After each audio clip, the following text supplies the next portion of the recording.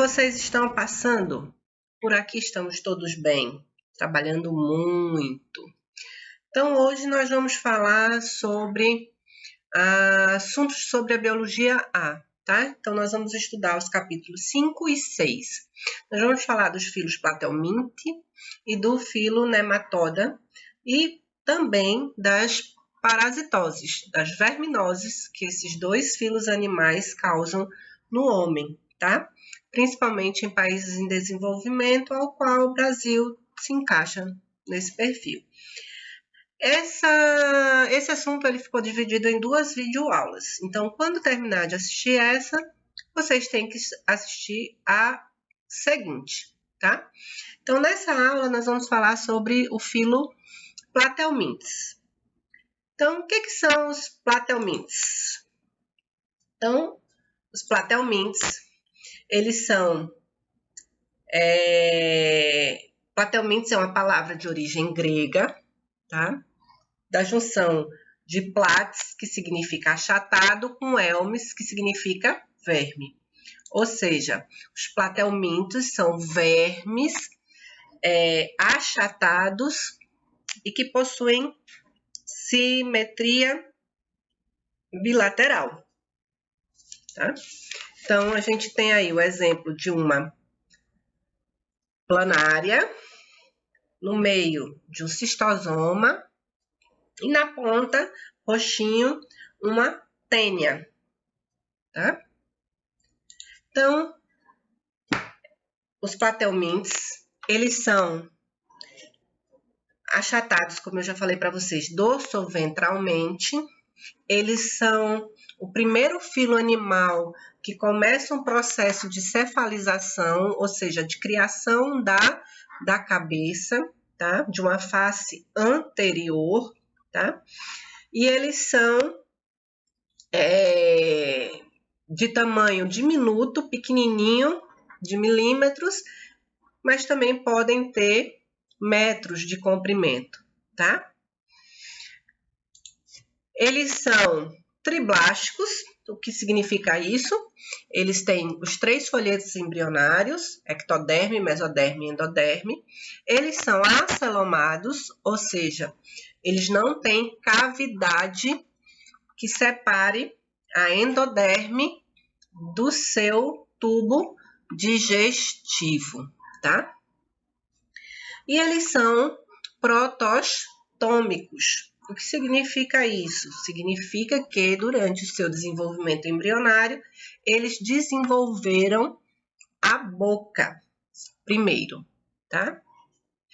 E eles têm uma capacidade regenerativa absurda, graças aos neoblastos. E onde vivem esses animais? Que habitat que eles povoam? Então, os platelminths, eles podem ser de vida livre ou serem parasitas. Aqueles de vida livre, eles podem viver no ambiente aquático marinho ou no ambiente aquático do cicla. Ou seja, eles vivem nos rios, lagoas, lagos, mares e oceanos. E aí a gente trouxe como exemplo as planárias da classe Turbellaria, tá? E eles são parasitas e divididos em duas classes, os platelminths parasitários, incestoides e trematoides. Os cestoides abrigam as espécies cistosoma, tá? Que causa a esquistossomose. E os trematoides englobam as tênias, que causam teníase e cisticercose. Então, aqui, essa imagem azul, do lado do caramujo, eu observo os pequenos cistos de cisticercose no encéfalo. Isso é um achado pós-mortem, tá? E as planárias marinhas, elas têm uma característica bem interessante. Elas podem realizar aposematismo. O que é isso? É a capacidade que elas têm de se camuflarem, de mudarem a cor da sua epiderme. Isso para atrair suas presas ou para afastar os seus predadores, tá? Eles têm uma fisiologia bem simples, tá? Eles não possuem sistema circulatório nem sistema respiratório. Toda a circulação e a respiração, ela é feita através de difusão pela sua epiderme, tá? E aí a gente precisa lembrar que os trematóides e os cestóides, eles são anaeróbios facultativos, tá?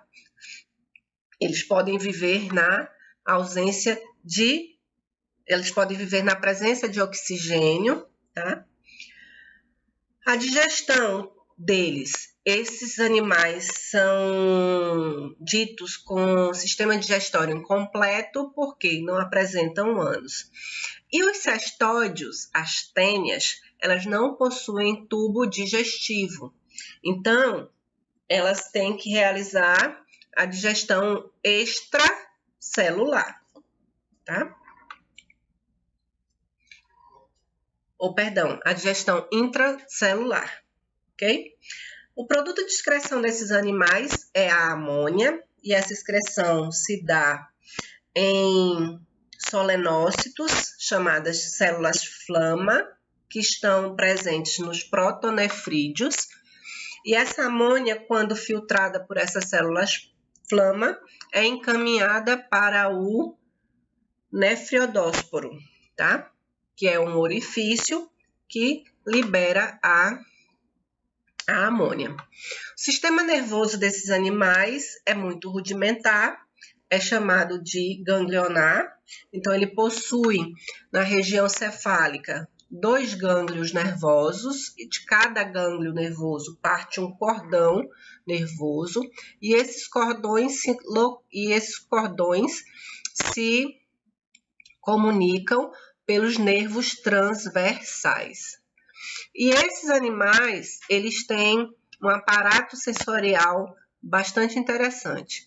Então, eles têm os ocelos, que ficam na região cefálica, e as aurículas.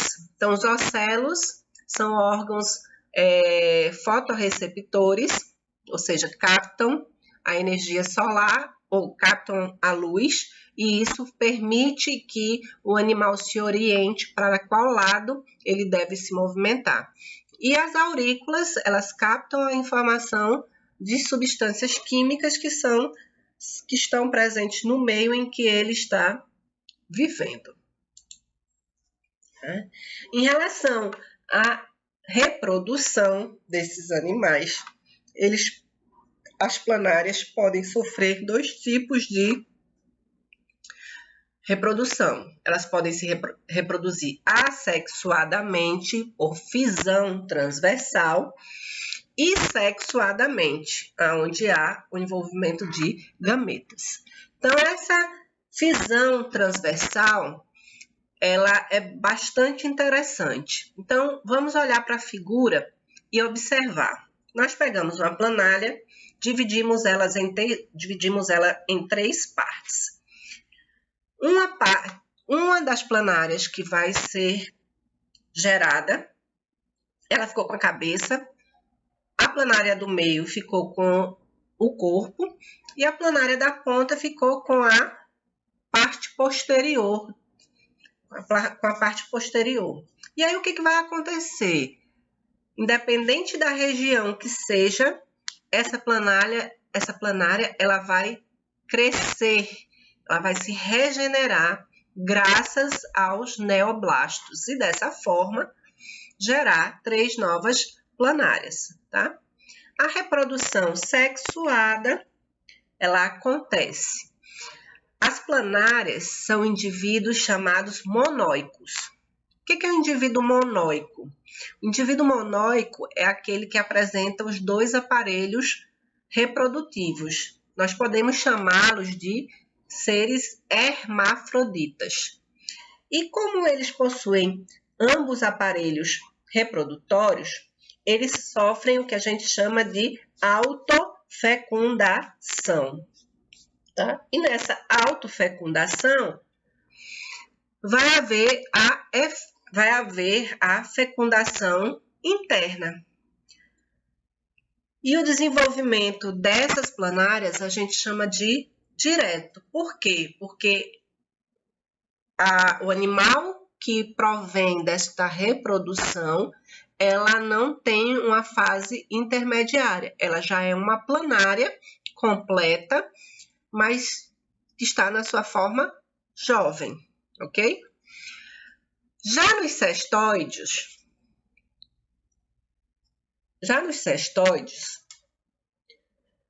nas tênias, eles se reproduzem de uma forma diferente. O que acontece?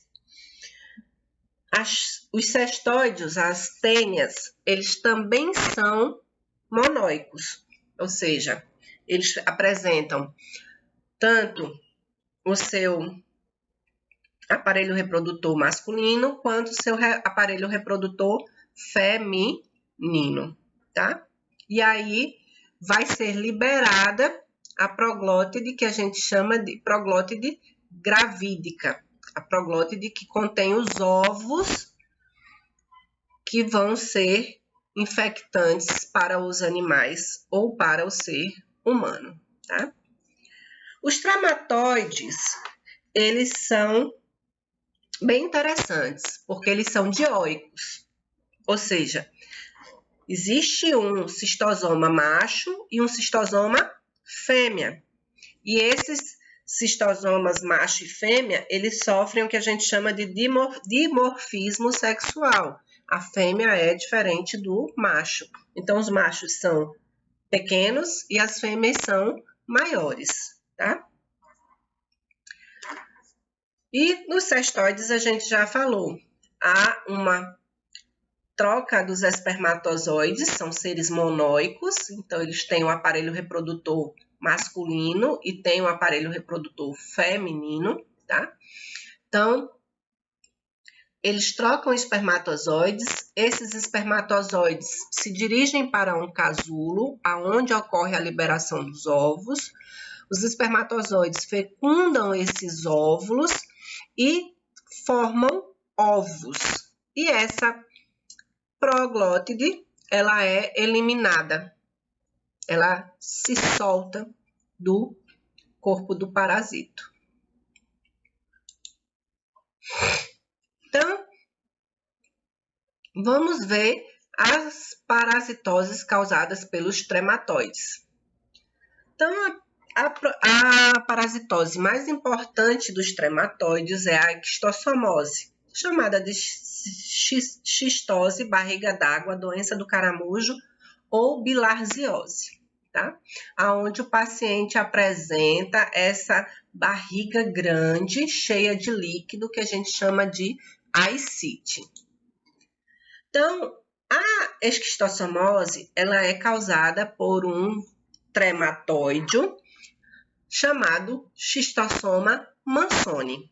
E esse trematóide, ele tem um ciclo de vida chamado de heteroxeno, ou seja, ele necessita de um hospedeiro intermediário para que ele possa completar o seu ciclo de vida. E esse hospedeiro intermediário é o caramujo, principalmente o dos gêneros Bionfilaria, especificamente a Bionfilaria glabrata, tá? E essa ectossomose, para a ectossomose, existem fatores de risco. Então, o principal fator de risco da ectossomose é a ausência de saneamento básico. Por quê?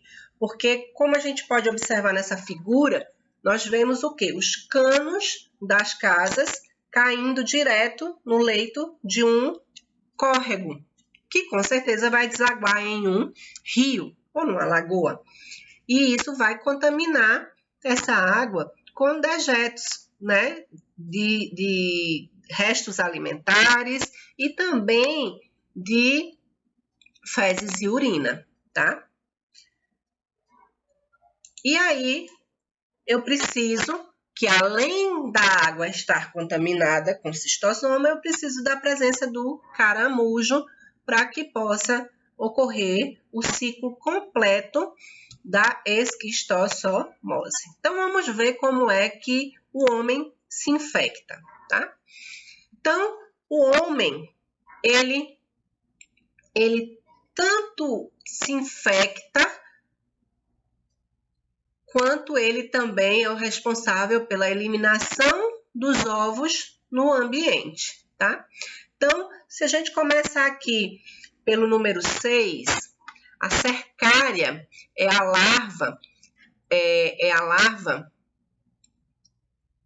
livre natante que está no estágio infectante.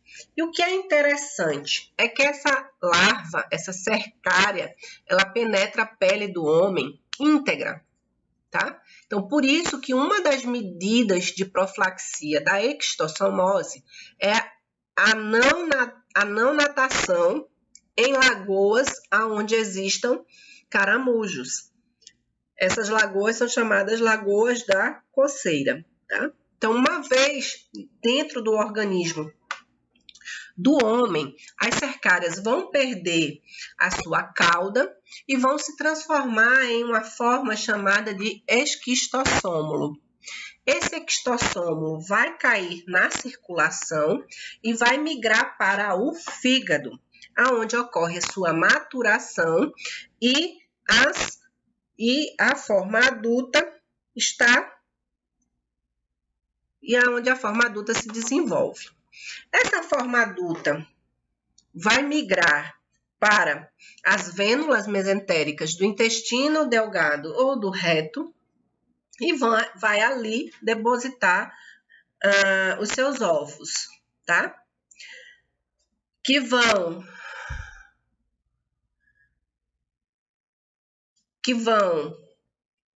cair no ambiente junto com as fezes. Ou essas vermes podem migrar para os intestinos, ou perdão, para a bexiga, aonde vão depositar seus ovos e esses ovos caírem no ambiente através da urina. Então, o Cistossoma mansoni, ele tanto pode ser liberado para o ambiente pelas fezes, quanto pela urina. Uma vez no ambiente, esses ovos, eles vão eclodir, vão liberar uma larva ciliada chamada de miracídio. Esse miracídio, ele penetra no caramujo, nos tecidos do caramujo, vai sofrer sucessivas divisões, tá? E liberarem do caramujo a larva infectante cercária. Uma vez essa larva na água, o homem pode se infectar ao tomar banho nessas águas.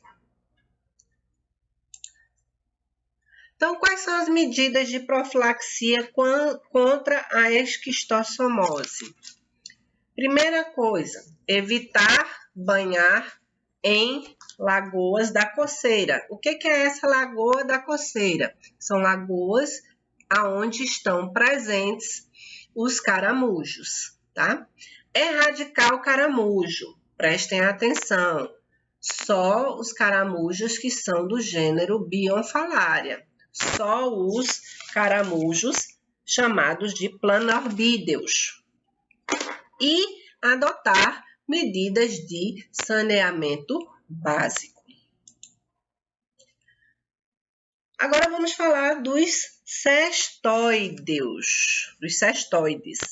tá?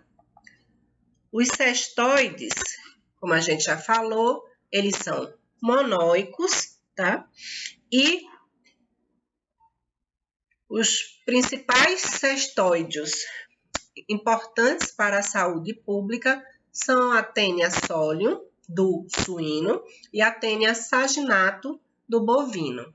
A Taenia solium é um parasita que a gente chama de heteroxeno, ou seja, ele precisa de um hospedeiro intermediário para que ele possa completar o seu ciclo de vida, tá? Já a Taenia saginato é o que a gente chama de parasito monoxeno. Ele precisa apenas de um único hospedeiro, tá? Então, as tênias, elas causam duas entidades patológicas distintas. Elas causam teníase e elas podem também causar a cisticercose. Então, vamos ver a diferença de uma para outra. Então, a teníase, ela é causada tanto pela Taenia saginata quanto pela Taenia solium, ou seja, pela Taenia do bovino e pela Taenia suína, tá? E como é que o homem se contamina? Então, o homem se contamina quando ele se alimenta de cisticercos que estão presentes na musculatura do boi ou do suíno, tá? Então, quando é que ele vai se contaminar? Quando ele consome carne mal cozida ou carne crua, tá? Então, ele se infecta pela ingestão desse cisticerco na carne.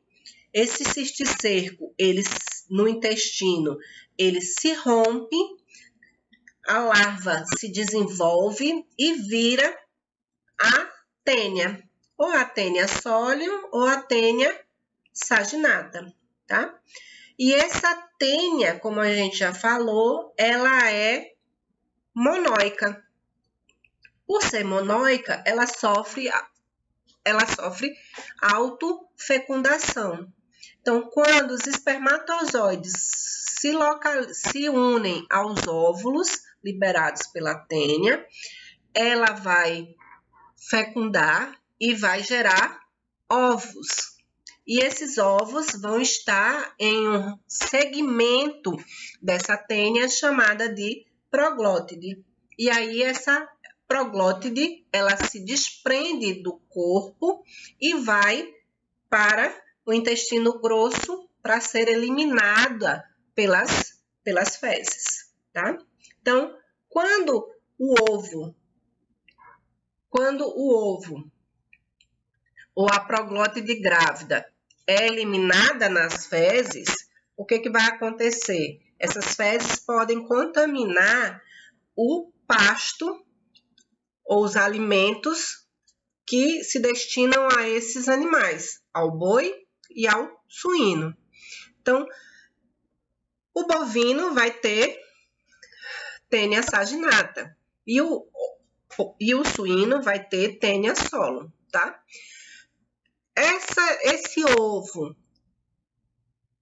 Esse ovo no organismo animal, ele vai eclodir, vai liberar uma larva. Essa larva migra do intestino para a musculatura do animal através da corrente sanguínea e nessa musculatura desenvolve o cisticerco.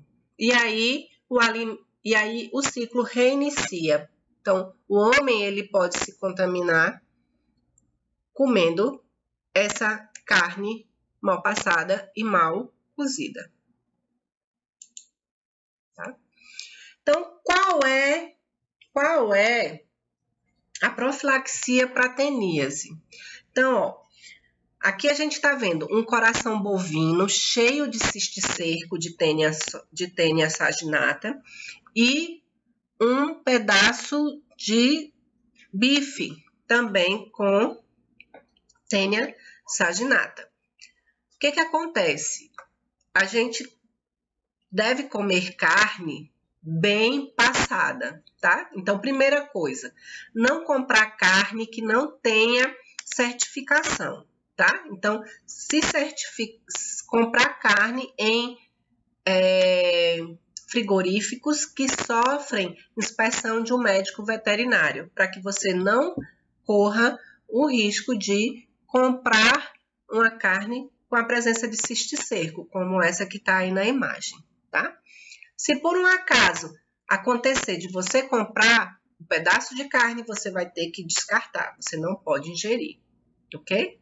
Então, é imprescindível que se compre carne em locais de confiança.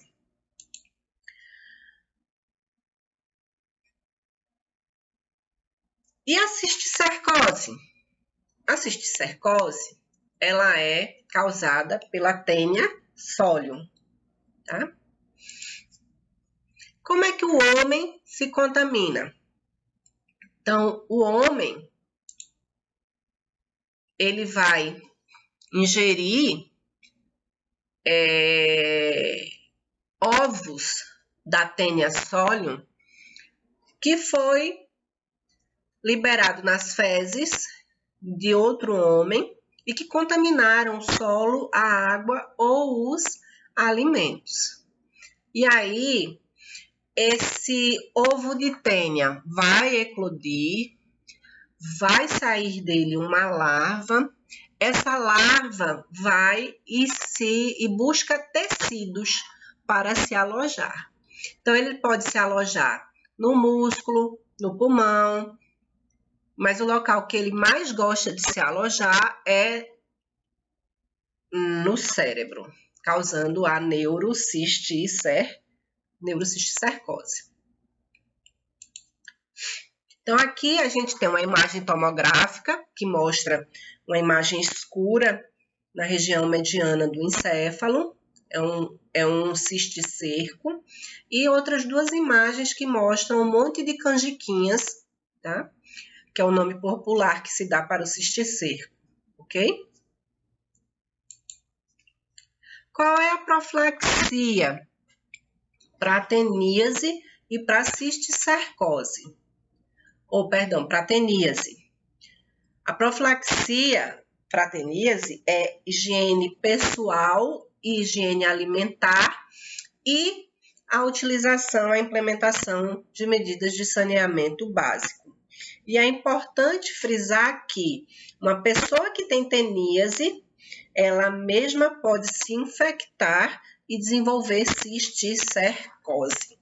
Se ela vai ao banheiro, não tem o hábito de lavar as mãos após ir ao banheiro, ela pode manipular os alimentos e se contaminar com ovos e desenvolver cisticercose.